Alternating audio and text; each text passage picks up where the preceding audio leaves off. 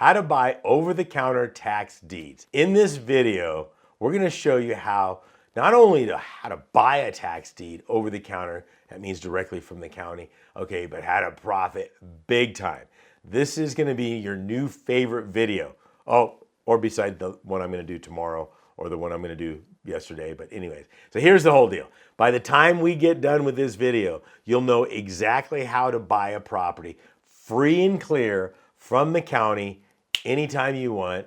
And I'm not going to say 365 days a year because you got holidays and weekends. The county's not always open. But we'll show you how to do that.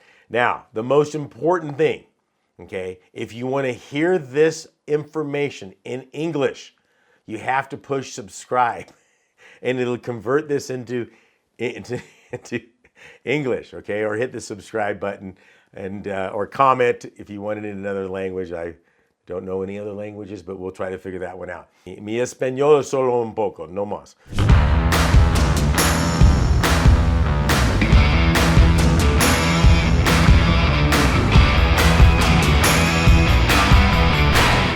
Okay, so let's talk about this. How do you buy a tax deed over the counter? First of all, put the brakes on.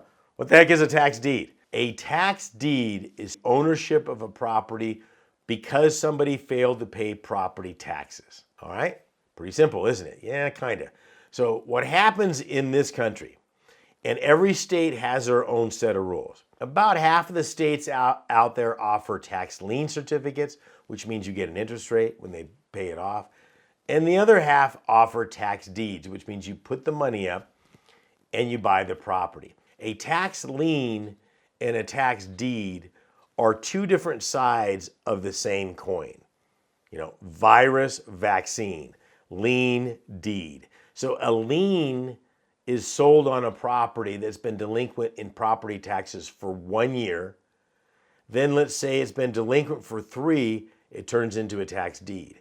Whereas a tax deed has already been delinquent 4 years, and then you buy it and they hand you a tax deed and then you get a clear title on it and nothing survives that. Okay, very important. When we're talking vernacular here of, big word alert, vernacular of over the counter, what that means is it's already gone to a tax lien sale, maybe, or it went straight to a tax deed sale after being delinquent for a number of years. For whatever reason, nobody bought it. And we'll talk about that in a little bit. And then the county goes, okay, nobody bought this, but they just go, ooh, we tried. It goes into inventory. And so what a lot of people don't realize is that I can go into the county and say, hey, do you have any properties that have gone to sale that haven't sold? Now, they might say, no, they all sell. And most people will go, oh gosh, no, I don't do that. I go, okay, I understand you guys are real efficient and I appreciate that. But if you did have a sale and one didn't sell, where would I find that? Oh, you mean the leftovers. So don't get hung up on OTC, over the counter. You know, look, that's stuff that people have made up on the internet or whatever. I don't know where it came up from.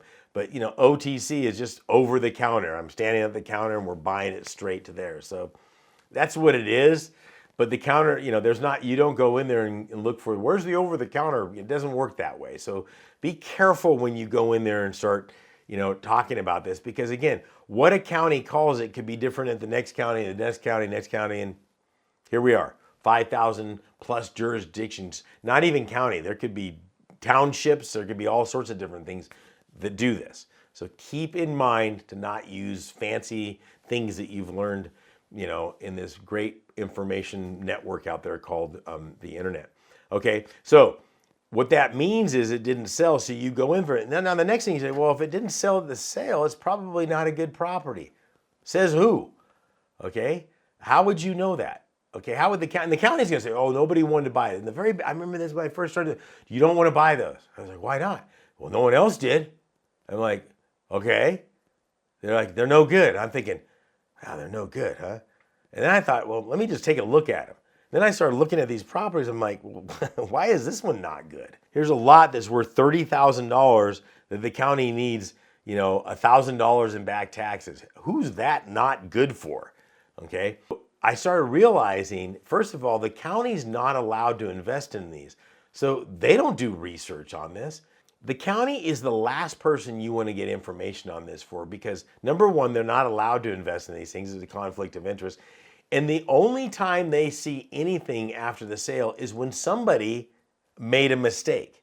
Somebody went out there and started doing some things with tax liens or deeds and didn't know what they were doing. And they came back to the county and go, gosh, I bought this property without doing research.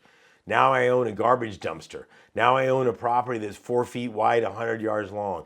Now I own, the medium between the two subdivisions, whatever the case is. You got to do your research, okay? So once you find this, you go, okay, now I've got some time because I'm not burdened by what was in the past that will set you free. Sorry, I thought it was funny. And this I just kind of went Kamala on you. What you're not burdened by is the fact that you've got a sale coming up in 30 days. You got a sale coming up in 2 weeks. No, you don't. I want to look at this property. I want to do all my research. I want to look at any liens and encumbrances on that. If there's an IRS lien on it, have they been notified? If they've been notified, good. If it's been past 120 days, that position is not void. Is there anything on there that might give you pause? Now I got to go look at the property. I got to see this property and go, okay, this is a nice property. Maybe it's a lot. Okay, is it fully improved? Does it have sewer? Does it have power? Does it have all of these different things that make it? Because look, it could be a lot, but it has no sewer. Literally last night I was having dinner with somebody and we were talking about some property, 86 acres, phenomenal deal. And first thing I'm thinking is this thing's not improved. There's no way. And he's looking at me, he goes, yeah, it's not improved. I go, yeah, it's gonna cost you thousands of dollars to get power, sewage, all of that stuff here. Now, the good thing about that nowadays is sometimes you find a property in the middle of nowhere and if you have access, maybe you can do solar, maybe you can do septic. There's some different things on there that we weren't even able to do even as little as 10 years ago. That's not a deal killer, but you want to look at those things. Because I've looked at lots before and I'm looking at this thing, God, I can get this for 1,500 bucks. Then I realized the power's at the end of the street and it would cost me $20,000 to bring the power there. Now I know where the problem is. So now I've got to work the deal a little bit differently.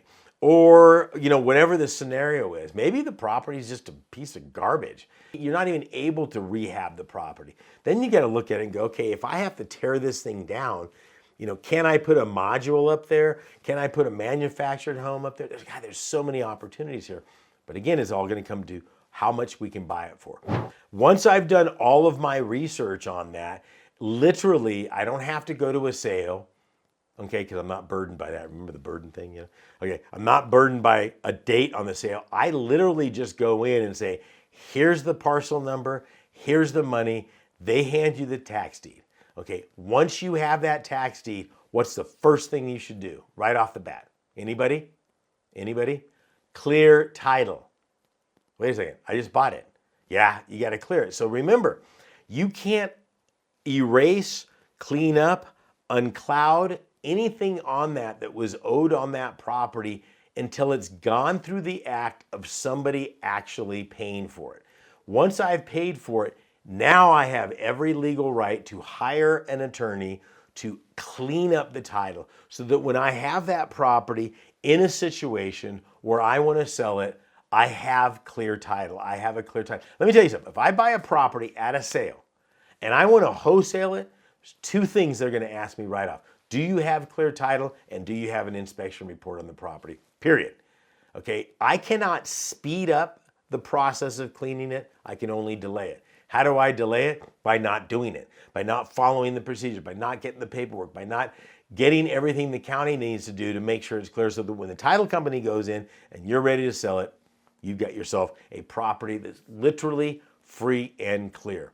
This is how you buy tax deed properties over the counter. It is a very profitable situation, but the kicker is you got to know where to go, you got to know who to talk to, you got to know when their sales are, okay? Not every state has tax deeds for sale over the counter. Some tax lien states have tax deeds later, and most people don't even know that. There's so many gamuts out there. Here's the good news, okay? I've got a free bonus for you. It's a mini course I just put together, Okay, all you have to do to get this free course is simply go into higginsmethod.com. The link's right down below, or type it in there.